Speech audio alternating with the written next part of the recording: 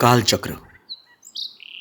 गांव की वो कच्ची सड़क जिस पर धूल ऐसे उड़ती थी जैसे बूढ़ी दादी ने चावल फटकते वक्त कहानियां बिखेर दी हों। दोपहर पीपल की छांव में थोड़ी सुस्ताती थी और कुछ बच्चे उम्र की कच्ची दहलीज पर बैठे उंगलियों से मिट्टी पर अपने अपने सपनों की शक्ल बनाते थे। कोई घर, कोई खेत, कोई उड़ती चिड़िया और एक लड़का चुप सा, जैसे शोर से नहीं अपने भीतर से बात करता हो। उसकी उंगलियां मिट्टी को छूती तो लगता रेत नहीं प्रार्थना आकार ले रही है। उसी राह में एक दिन पुजारी गुजरा। सफेद धोती पर धूप के पीले धब्बे थे, माथे पर चंदन जैसे कोई शांत नदी। बच्चों ने एक साथ झुककर कहा, प्रणाम पंडित जी, प्रणाम। प्रणाम कितना छोटा शब्द है, पर उसमें पूरी तहजीब रहती है। पुजारी ठहरा, उस लड़के की हथेली को देखा जैसे कोई ज्योतिषी रेखाओं में भविष्य टटोलता है। बोला, बेटा तेरे हाथ में बड़ा संतुलन है। मेरे अधबने मंदिर के लिए क्या कृष्ण बना देगा? बाकी लड़के हंस पड़े। अरे वे तो पंडित जी 7 समुंदर पार पढ़ने जा रहा है।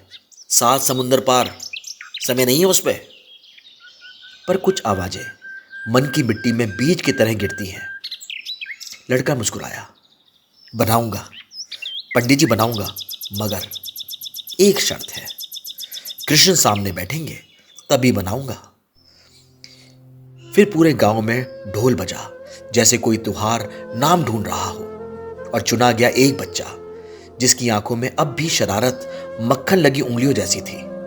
वो बालक घंटों मूर्ति भरकर उसके सामने बैठा रहा और कलाकार उसके चेहरे में सिर्फ शक्ल नहीं, निर्मलता तराशता रहा।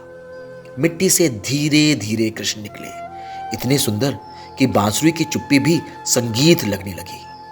फिर वक्त, हाँ वक्त, वो दर्जी भी है, रफुकार भी, कभी सी देता है, कभी उधेड़ देता है। 20 बरस यूं गुजरे जैसे नदी पांव छुए बिना निकल जाए। मंदिर अब बड़ा हो गया था, घंटियां भी भारी, दीवारें भी, और वो लड़का अब नामी मूर्तिकार था, लौटा। तो पुजारी की पलकों पर पहचान अब भी जल रही थी। बोले, कृष्ण तो बना दिए थे, अब कंस भी बना दे, झांकी पूरी हो जाएगी। मूर्तिकार बोला, पंडित जी शर्त वही पुरानी है, कंस सामने बैठेगा तो ही बनाऊंगा। फिर गांव जमा हुआ, हर चेहरा आया, पर कोई भी कंस नहीं लगा, क्योंकि बुराई का चेहरा अक्सर आईनों में नहीं दिखता। तब जेल से एक कैदी लाया गया। उसकी आंखों में जैसे बहुत सारे बंद दरवाजे थे। वे बैठा और मूर्तिकार फिर मिट्टी में एक अंधेरा गढ़ने लगा। कंस तैयार हुआ। अनावरण के दिन पूरा गांव था, घंटियां थी, फूल थे, मगर भीड़ के बीच वो कैदी रो पड़ा। लोगों ने कहा, अरे पगले, रोता क्यों है? तुझे भी मंदिर में जगह मिल गई, देख मंदिर में जगह मिल गई, इस मंदिर में। वो हंसा, ऐसे जैसे टूटा हुआ शीशा अपनी कचरों पर हंस दे।